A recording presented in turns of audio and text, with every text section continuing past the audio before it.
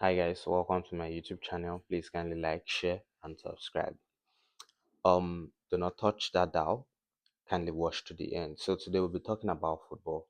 I'll be talking about the fall of Manchester United and Chelsea in the EPL. Like this season, both teams have been very bad. In fact, Manchester United created an unwanted record yesterday when they lost to Brighton 2-1. Now, I want to actually make this clear. I think football these days is mainly about business and not passion. That is one. I don't think Manchester United have been very bad for these past two games under Fletcher. I just feel he has been unlucky. Let me use the word unlucky. Football sometimes is a game of luck, even when you're very good. So for Chelsea and Manchester United, I think the main problem with these two teams is the ownership and the board of directors. These people are actually doing business. They are not, they don't even care about the fans because for Manchester United, they tried investing a lot. They bought Bemo, they bought Cunha, they bought Sesko, and maybe these people have not yet clicked, especially Cunha. Maybe he's struggling and all that. But I think these teams actually they are not really interested in football, giving these fans the amazing moments they once had. Some of these fans have supported Manchester United for more than 20 years, 30 years. Yesterday, Alex Ferguson was in the stadium watching Manchester United game because I don't know why you can't employ a top class manager or a top class coach. You need a coach and a manager in one person. They are top coaches. Imagine Chelsea had the opportunity to employ Hansi Flick, Luis Enrique, and who again, and they decided to employ Enzo Maresca. I'm not saying Enzo Maresca is actually a bad coach. No, I'm not saying Amorim is a bad coach or is worst. No. Now the main thing is these people they have their own philosophy. They like to play in a specific way. Instead of you as the owner or the board of directors trying to dive into what they do and give them lineups, for instance, like rumors that we hear from Chelsea, or maybe tell them to play this player so you can maybe sell and make profits.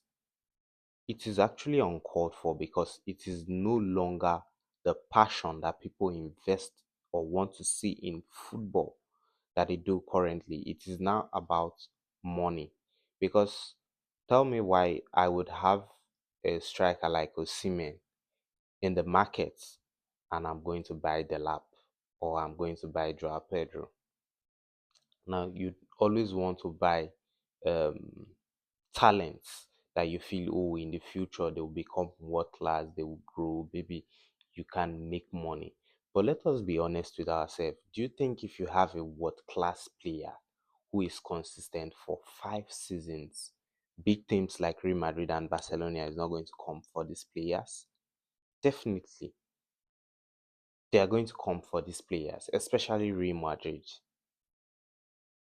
I don't really know. I think Chelsea and Manchester United are just facing ownership and management problem.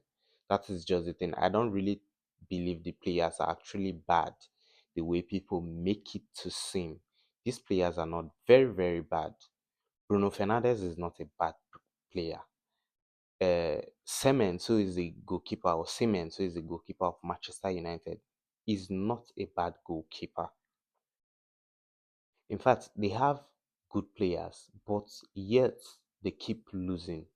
When the structure is not, the foundation is not strong, these owners basically they are not here to make investment in these clubs.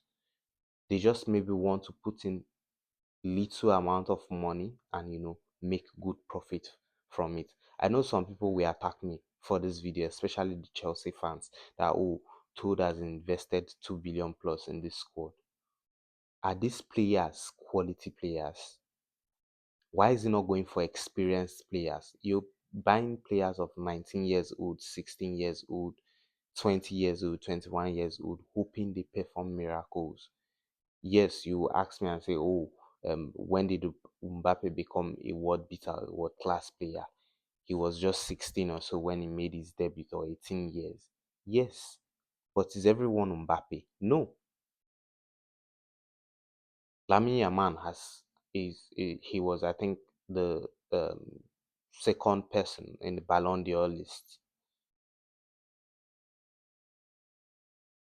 But is everybody Lamine Yamal? No. Will everybody be able to handle the pressure the way he's handling the pressure with Barcelona and Spain? Definitely no. Sometimes you need to mix um, adults and kids, because those adults will be the people to supervise the kids. Chelsea is not really bad, does not really have a bad team the way people make it seem. I think they don't have good wingers and maybe a better finisher and maybe their backline. Manchester United is the same thing. Manchester United have good players. I just feel they have been unlucky.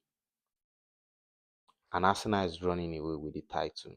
Well, I wish all the Arsenal fans good luck, and I hope that this year, the 2025-2026 season is actually their season, because they always try to bottle their league chances. I wish them the best, and in May, I hope to see Arsenal lift the trophy. Thank you.